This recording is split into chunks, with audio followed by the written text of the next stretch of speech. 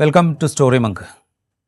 മുസ്ലിം ലീഗിൻ്റെ നേതാവായിരുന്ന, പിന്നീട് കുറ്റിപ്പുറം നിയമസഭാ മണ്ഡലത്തിൽ PK കുഞ്ഞാലിക്കുട്ടിയെ അട്ടിമറിച്ച കെ.ടി. ജലീൽ, പിന്നീട് അങ്ങോട്ട് ദീർഘകാലം ഇടത് സഹയാത്രികനായി 2016 മുതൽ 2021 വരെയുള്ള പിണറായി സർക്കാരിൽ മന്ത്രിയായി, ഇടത് സർക്കാരിൻ്റെയും CPMൻ്റെയും വലിയ തോതിലുള്ള പ്രയോക്താവും പിന്തുണക്കാരനും ഒക്കെയായി മാറിയ കെ.ടി. ജലീൽ കഴിഞ്ഞ നിയമസഭാ തെരഞ്ഞെടുപ്പിൽ അദ്ദേഹം തവനൂരിൽ പരാജയപ്പെട്ടു. അതിനുശേഷം ഇപ്പോൾ അദ്ദേഹം ഒരുപക്ഷെ പരാജയത്തിന് ശേഷം പാർട്ടി മാറിയേക്കുമോ എന്നൊക്കെയുള്ള ആശങ്കകളും സംശയങ്ങളും അഭ്യൂഹങ്ങളും ഒക്കെ ഉയർന്നിരുന്നു. അതിനൊക്കെ അറുതിയിട്ടുകൊണ്ട് അദ്ദേഹം CPMൽ അംഗത്വം എടുക്കുകയാണ്, അദ്ദേഹത്തിൻ്റെ പാർട്ട്ണറും. പക്ഷേ കെ.ടി. ജലീൽ CPMൽ അംഗത്വം എടുക്കുമ്പോൾ വലിയ വിമർശനമുയരുന്നു.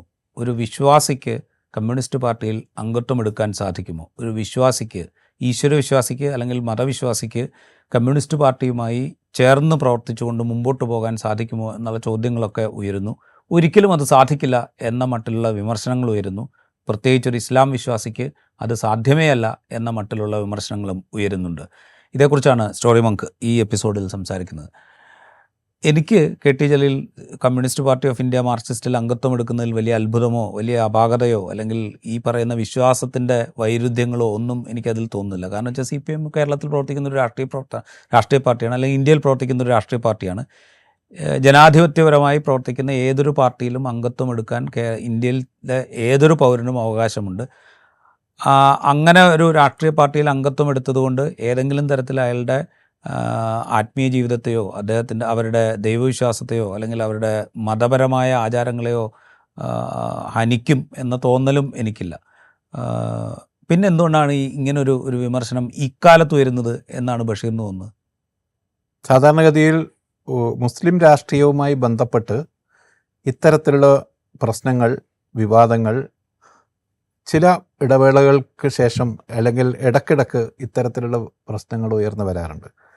അതെല്ലാം സാധാരണ ഞാൻ ശ്രദ്ധിച്ചിട്ടുള്ളത് മുസ്ലിം ലീഗിന് ഒരു പ്രതിസന്ധി വരുന്ന ഘട്ടത്തിലാണ് സാധാരണഗതിയിൽ വിശ്വാസികൾക്ക് കമ്മ്യൂണിസ്റ്റ് ആശയക്കാരാകാൻ, കമ്മ്യൂണിസ്റ്റ് പാർട്ടിയിൽ ചേരാൻ പറ്റില്ല എന്ന് ലീഗിൻ്റെ സൈഡിലുള്ള മതസംഘടനകളുടെ ഭാഗത്തു നിന്ന് ഇതിനു മുമ്പും ഇത്തരത്തിലുള്ള വിമർശനങ്ങൾ അല്ലെങ്കിൽ ഒരു കോൺട്രവേഴ്സി ഉണ്ടാക്കുന്ന, ബോധപൂർവം ഇത്തരത്തിലുള്ള വിവാദം ഉണ്ടാക്കാനുള്ള ശ്രമങ്ങൾ ഉണ്ടാകാറുണ്ട്. പക്ഷേ ഇപ്പോൾ ഈ വന്നിരിക്കുന്നത് മുസ്ലിം ലീഗിൻ്റെ ഒരു പ്രതിസന്ധിയിൽ നിന്നല്ല, ലീഗിന് വേണ്ടിയുള്ളതോ അല്ലെങ്കിൽ ലീഗുമായി ബന്ധപ്പെട്ടതോ ഒന്നുമല്ല. ഇപ്പോൾ ഈ വന്നിരിക്കുന്നത് നേരെ തിരിച്ച് എന്ന് പറഞ്ഞാൽ ഒരുപക്ഷെ CPIM ഒരു ഘട്ടത്തിലും പ്രതീക്ഷിച്ചിട്ടില്ലാത്ത ഒരു തിരിച്ചടി കഴിഞ്ഞ തെരഞ്ഞെടുപ്പിൽ വരുന്നു. ആ തിരിച്ചടിക്ക് ശേഷം അതിൻ്റെ പ്രധാനപ്പെട്ട കാരണങ്ങളിലൊന്ന് എന്നത് ന്യൂനപക്ഷ സമൂഹത്തിൻ്റെ പിന്തുണ നഷ്ടപ്പെട്ടു എന്നതാണ് എന്ന് തിരിച്ചറിയുന്നു.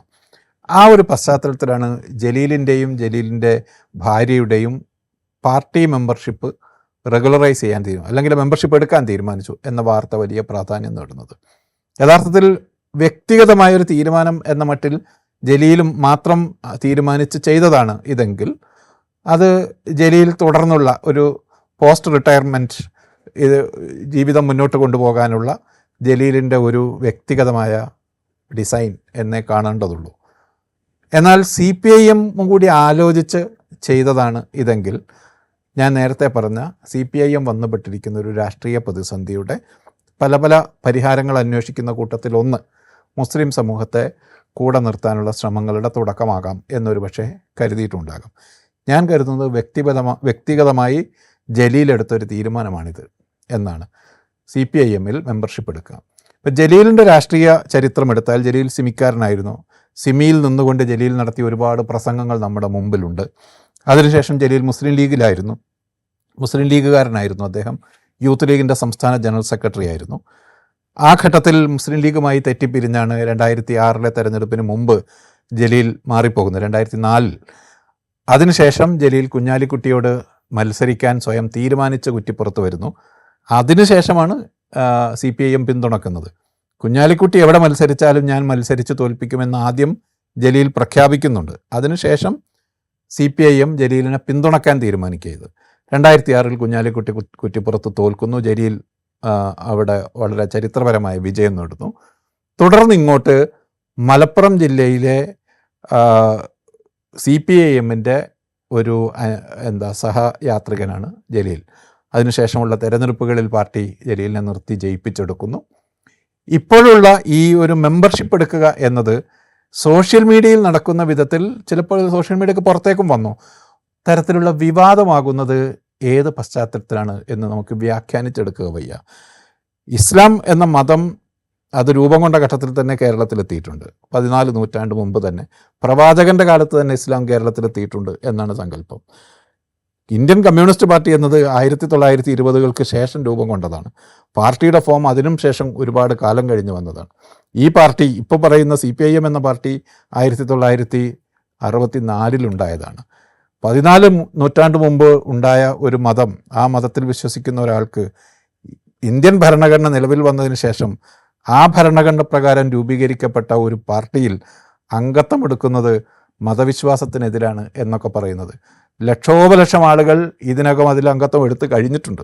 വിശ്വാസികളായ ആളുകൾ, എല്ലാ തരത്തിലും മതപരമായ നിഷ്ഠ പുലർത്തുന്ന ആളുകൾ CPIM ഉൾപ്പെടെ വിവിധ കമ്മ്യൂണിസ്റ്റ് പാർട്ടികളിൽ അല്ലെങ്കിൽ വിവിധ ഇടതുപക്ഷ പാർട്ടികളിൽ മറ്റു രാഷ്ട്രീയ പാർട്ടികളിലുള്ളതുപോലെ മുസ്ലിം ലീഗിലൊക്കെ ഉള്ളതുപോലെ മെമ്പർഷിപ്പ് എടുക്കുന്നുണ്ട്. അതിനെ ഈ ഘട്ടത്തിലൊരു വിവാദമാക്കി കൊണ്ടുവരിക എന്നത് ഒരു വളരെ പ്രതിലോമകരമായൊരു രാഷ്ട്രീയമായിട്ടാണ് എനിക്ക് തോന്നുന്നത്. പി ജയരാജൻ അതിന് വേറെ രീതിയിലൊരു മറുപടി പറഞ്ഞു. പലിശയൊക്കെ വാങ്ങുന്ന ബാങ്കിൻ്റെ ഡയറക്ടർ ബോർഡിൽ ലീഗുകാർക്കിരിക്കാമെങ്കിൽ വിശ്വാസിയായ ഒരാൾക്ക് കമ്മ്യൂണിസ്റ്റ് പാർട്ടിയിൽ ഇരിക്കുന്നതിന് കുഴപ്പമൊന്നുമില്ല എന്ന് അല്പം കളിയാക്കിക്കൊണ്ടും അല്പം തമാശയായും കുറേയൊക്കെ വിമർശനപരമായും ഒരു മറുപടി പി ജയരാജൻ പറഞ്ഞു.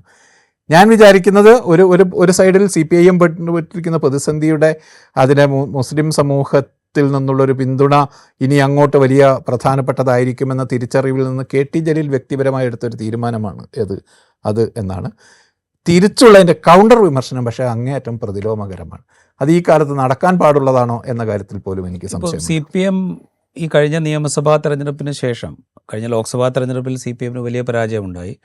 അന്ന് CPMൻ്റെ വോട്ട് ബാങ്കിൽ വലിയ ചോർച്ചയുണ്ടായത് സത്യം പറഞ്ഞു കഴിഞ്ഞാൽ തെക്കൻ ജില്ലകളിലായിരുന്നു. നിയമസഭാ തെരഞ്ഞെടുപ്പിൽ അവരൊരിക്കലും പ്രതീക്ഷിക്കാത്ത വിധത്തിൽ മലബാറിൽ, പ്രത്യേകിച്ച് കണ്ണൂർ, കാസർഗോഡ്, അതുപോലെ കോഴിക്കോട് ജില്ലകളിലൊക്കെ വലിയ തിരിച്ചടി അവർക്കുണ്ടായി. അതിൻ്റെ ഏറ്റവും പ്രധാനപ്പെട്ട കാരണങ്ങളിലൊന്നായി അവരും പുറത്തു നിന്നുള്ള ആളുകളും ചൂണ്ടിക്കാണിക്കുന്നത് ന്യൂനപക്ഷ വിഭാഗങ്ങളിൽ നിന്ന് അവർക്ക് കിട്ടിക്കൊണ്ടിരുന്ന വോട്ടിൽ വലിയ ചോർച്ചയുണ്ടായി എന്നുള്ളതാണ്. അതിന് പരിഹാരം എന്നുള്ള മട്ടിൽ ഒരു വ്യക്തിയുടെ മെമ്പർഷിപ്പിനെ കാണുക എന്ന് പറയുന്നത് ഉചിതമായിരിക്കും എന്നെനിക്ക് തോന്നുന്നില്ല. CPM ഇപ്പോൾ KT ജലീൽ ഇടത് സഹയാത്രികനായി 2006 മുതൽ ഇങ്ങോട്ട് പ്രവർത്തിച്ചു വന്ന ഘട്ടങ്ങളിൽ തന്നെ മുസ്ലിം സംഘടനകളുമായിട്ടും ആ സമുദായത്തിലെ വിവിധ വിഭാഗങ്ങളുമായിട്ടുമുള്ള ഒരു കമ്മ്യൂണിക്കേഷൻ ടൂളായിട്ട് KT ജലീലിനെ ഉപയോഗിച്ചിരുന്നു എന്നുള്ളത് നമുക്ക് എല്ലാവർക്കും അറിയാം. KT ജലീലിനെ മാത്രമല്ല, ആ സമുദായത്തിലുള്ള മറ്റു പല നേതാക്കളെയും വിവിധ പാർട്ടികളിൽ നിന്ന് സ്വന്തം പാളയത്തിലേക്ക് ആകർഷിക്കുകയും മത്സരിപ്പിക്കുകയും അതുവഴി ആ സമൂഹവുമായിട്ട് കുറെ കൂടെ അടുക്കാൻ ശ്രമിക്കുകയും ചെയ്തിരുന്നു. അതൊരു മോശം കാര്യമായിട്ടല്ല ഞാൻ പറയുന്നത്, വളരെ പോസിറ്റീവായിട്ടുള്ളൊരു കാര്യമാണ്. കാരണം അവർക്ക് ആ സമുദായവുമായി ഉണ്ടായിരുന്ന മുൻകാലത്തുണ്ടായിരുന്ന ഒരു അകൽച്ച പരിഹരിക്കുന്നതിൻ്റെ ഭാഗമായിട്ട് ആ സമുദായത്തിൽ കൂടെ കുറച്ചുകൂടെ എൻഗേജ് ചെയ്യാൻ പാകത്തിലുള്ള ലീഡേഴ്സിനെ കൊണ്ടുവരികയും അവരെ മത്സരിപ്പിക്കുകയും അവർക്ക് പ്രധാനപ്പെട്ട സ്ഥാനങ്ങൾ കൊടുക്കുകയും ചെയ്യുക എന്ന് പറയുന്നൊരു പണി CPM നേരത്തെ ഈ കഴിഞ്ഞ കാലങ്ങളിലൊക്കെ എടുത്തിട്ടുണ്ട്. അതിൻ്റെ തുടർച്ചയിൽ അവർക്കൊരിക്കലും നേരിട്ട് സംവദിക്കാൻ കഴിയാതിരുന്ന സമുദായ സംഘടനകളുമായി നേരിട്ട് സംസാരിക്കാൻ പാകത്തിലേക്ക് ആ ബന്ധം വളരുകയും ചെയ്തിരുന്നു. ഞാൻ പറയുന്നത് ഇപ്പം ലീഗിൻ്റെ ഏറ്റവും വലിയ ബലമായി നിൽക്കുന്ന EK വിഭാഗം സമസ്തയുടെ നേതാക്കളുമായി കഴിഞ്ഞ സർക്കാരിൻ്റെ കാലത്തും അതിനു മുമ്പുള്ള സർക്കാരിൻ്റെ കാലത്തും, 2 പിണറായി വിജയൻ സർക്കാരിൻ്റെ കാലത്തും സർക്കാരിന് നേരിട്ട് സംസാരിക്കാൻ കഴിയുന്നൊരു സാഹചര്യം ക്രിയേറ്റ് ചെയ്യപ്പെട്ടിരുന്നു. അതവിടെ ഉണ്ടായിരുന്നു. അപ്പോൾ അതിൽ വന്നൊരു വലിയ വിള്ളൽ പരിഹരിക്കുക എന്നുള്ള ഉദ്ദേശം KT ജലീലിൻ്റെ ഒരു മെമ്പർഷിപ്പ് കൊണ്ട് മാത്രം സാധിക്കുന്ന ഒരു കാര്യമല്ലോ. അതങ്ങനെ തീരുമാനമെടുത്ത് ചെയ്തതായിട്ടും കണക്കാക്കാൻ കഴിയില്ല. അങ്ങനെയാണെങ്കിൽ എന്നാണ് ഞാൻ പറഞ്ഞത്. എനിക്ക് മിക്കവാറും തോന്നുന്നത് KT ജലീൽ ഒരു പോസ്റ്റ് റിട്ടയർമെൻറ്റ് സെക്യൂരിറ്റി ഉറപ്പുവരുത്തുന്ന വിധത്തിൽ പാർട്ടിയിൽ ഒരു മെമ്പർഷിപ്പ് എടുത്തു, ഭാര്യയ്ക്കും ഒരു മെമ്പർഷിപ്പ് വാങ്ങിക്കൊടുത്തു എന്നേ ഉള്ളൂ എന്നാണ് ഞാൻ അതിനെ കണക്കാക്കുന്നത്. ആ പാർട്ടല്ല ഇതിൽ പ്രധാനപ്പെട്ടത്. അതേ ചൊല്ലി ഒരു വിശ്വാസിക്ക് കമ്മ്യൂണിസ്റ്റ് പാർട്ടിയിൽ അംഗത്വമെടുക്കാൻ കഴിയില്ല എന്ന ഒരു ക്യാമ്പയിൻ ഉയർത്തിക്കൊണ്ടുവരാൻ കേരളത്തിൽ ഇപ്പോഴും കഴിയുന്നു എന്നതാണ്. യഥാർത്ഥത്തിൽ അങ്ങനെ അത്തരമൊരു പ്രചാരണത്തിന് സോഷ്യൽ മീഡിയയിൽ നേതൃത്വം നൽകിയ ആളുകൾ സുന്നി സംഘടനകളുടെ സൈഡിലൊക്കെ ഉള്ള ആളുകളാണ് എന്നാണ് ഞാൻ മനസ്സിലാക്കുന്നത്. യഥാർത്ഥത്തിൽ വിശ്വാസിക്ക് കമ്മ്യൂണിസ്റ്റ് പാർട്ടിയിൽ അംഗത്വമെടുക്കാൻ പറ്റില്ല എന്നത് പൊളിറ്റിക്കൽ ഇസ്ലാമിൻ്റെ ഒരു നെറേറ്റീവാണത് യഥാർത്ഥത്തിൽ. അതായത് ഇസ്ലാമും കമ്മ്യൂണിസവും രണ്ട് പ്രത്യയശാസ്ത്രങ്ങളാണ്. ഇസ്ലാം ഒരു സമ്പൂർണ്ണ ജീവിത പദ്ധതിയാണ്, അതൊരു രാഷ്ട്രീയ പ്രത്യയശാസ്ത്രം കൂടിയാണ്. ഈ പ്രത്യയശാസ്ത്രത്തിൽ വിശ്വസിക്കുന്ന ഒരാൾക്ക് കമ്മ്യൂണിസം പോലെ മറ്റൊരു ആദർശത്തിൽ വിശ്വസിക്കുക സാധ്യമല്ല എന്നത് പൊളിറ്റിക്കൽ ഇസ്ലാമിൻ്റെ ഒരു നെറേറ്റീവാണത്.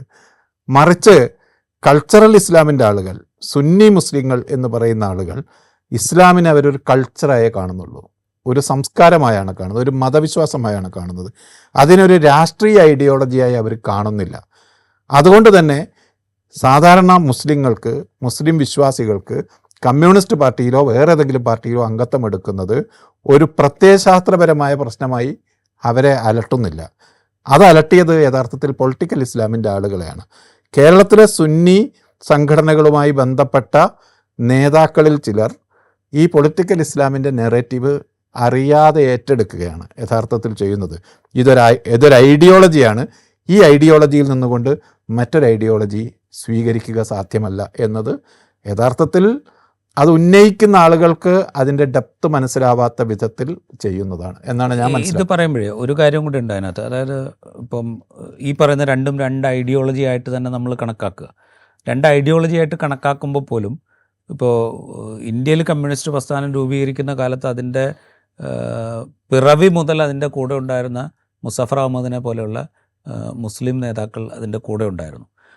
കേരളത്തിലും ബംഗാളിലും കമ്മ്യൂണിസ്റ്റ് പാർട്ടിക്ക് വലിയ സ്വാധീനമുണ്ടായിരുന്ന ഭാഗങ്ങളിലൊക്കെ മുസ്ലിം വിഭാഗങ്ങളിൽ നിന്ന് വലിയൊരു ശതമാനം ആളുകൾ അതിനോട് ആഭിമുഖ്യം പ്രകടിപ്പിച്ചിരുന്നു. അതിന് പല കാരണങ്ങളുണ്ടായിരുന്നു. ഒന്ന്, അതിൻ്റെ ഒരു സാമ്രാജ്യത്വ വിരുദ്ധ മനോഭാവം. പിന്നെ പൊതുവിൽ മുസ്ലിം സമൂഹം പ്രധാനമായി കാണുന്ന വിഷയങ്ങളിൽ, ഇപ്പോൾ പലസ്തീൻ അടക്കമുള്ള വിഷയങ്ങളിൽ എടുക്കുന്ന സ്റ്റാൻഡ്, ഇത്തരം കാര്യങ്ങളിൽ ഉള്ളൊരു ഐക്യമുണ്ടല്ലോ.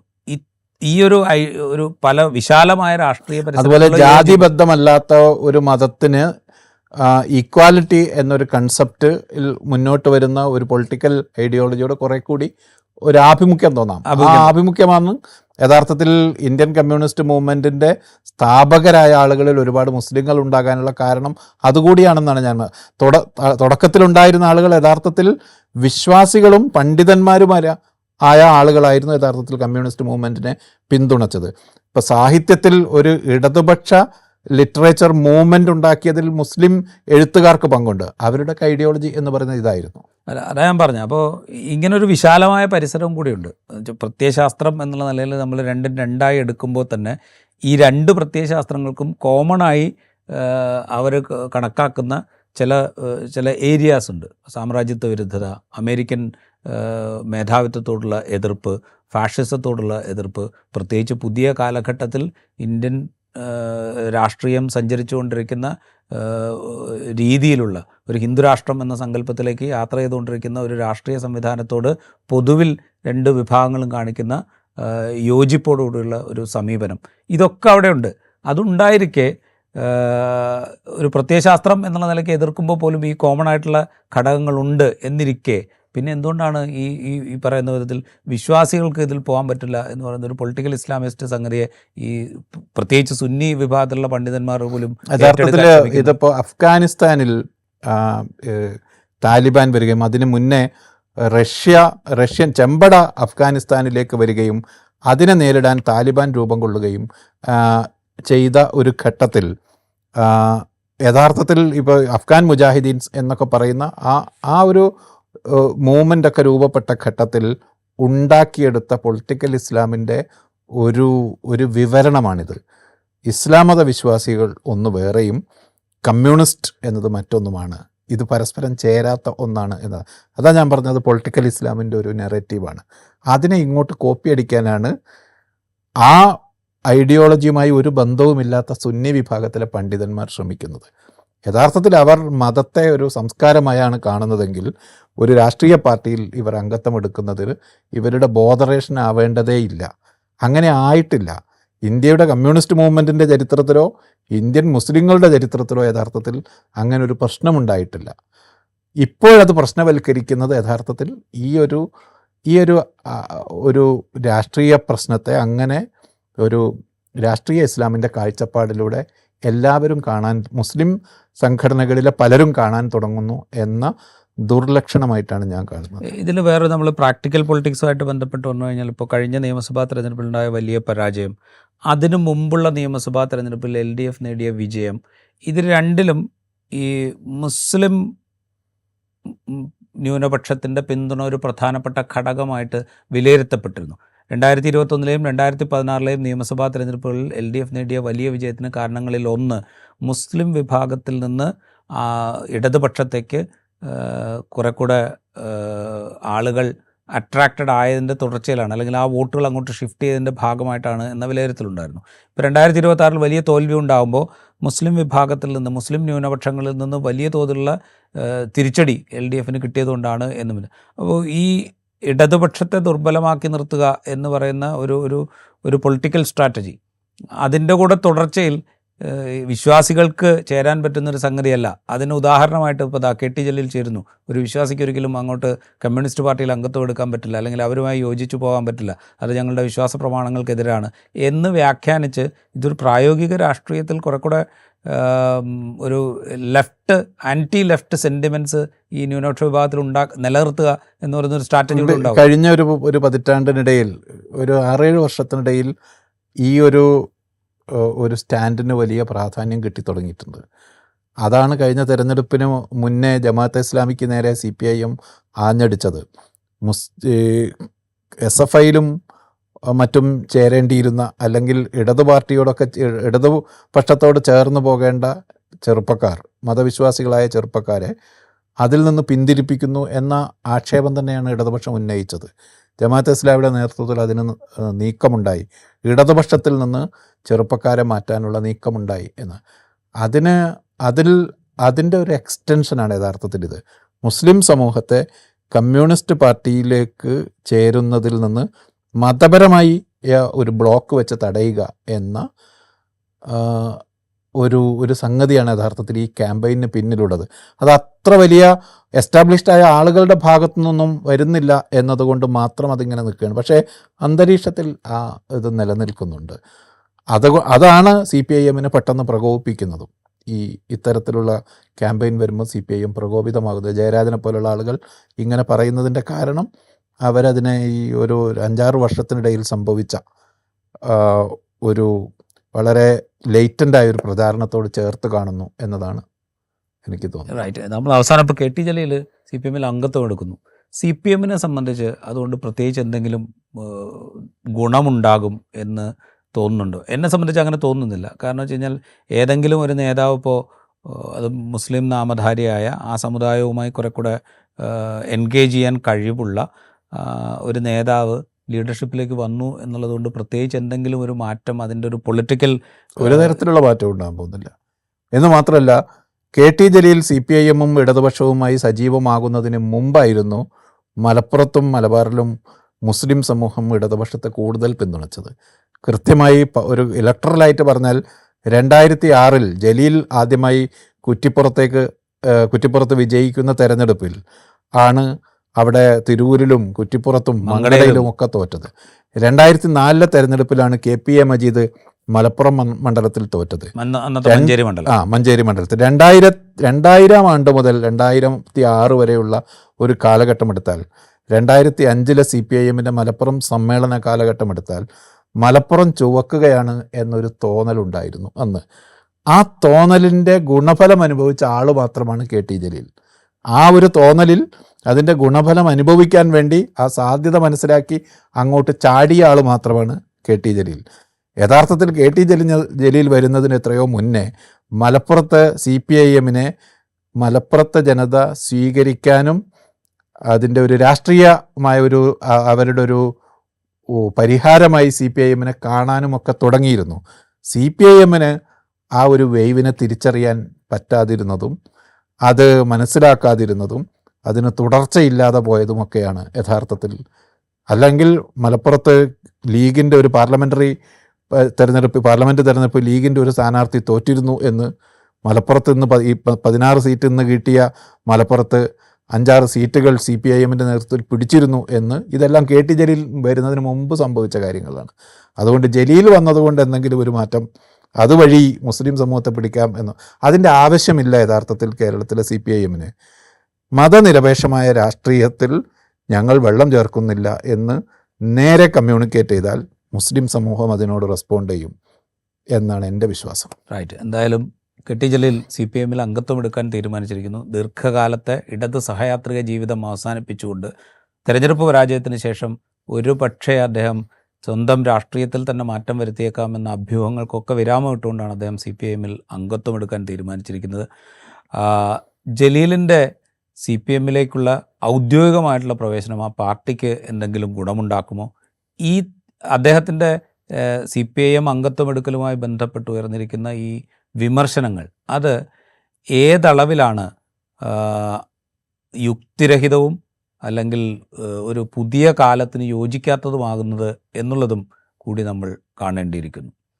ഈ എപ്പിസോഡ് ഇവിടെ പൂർത്തിയാവുന്നു. മറ്റു എപ്പിസോഡുമായി വീണ്ടും കാണാം.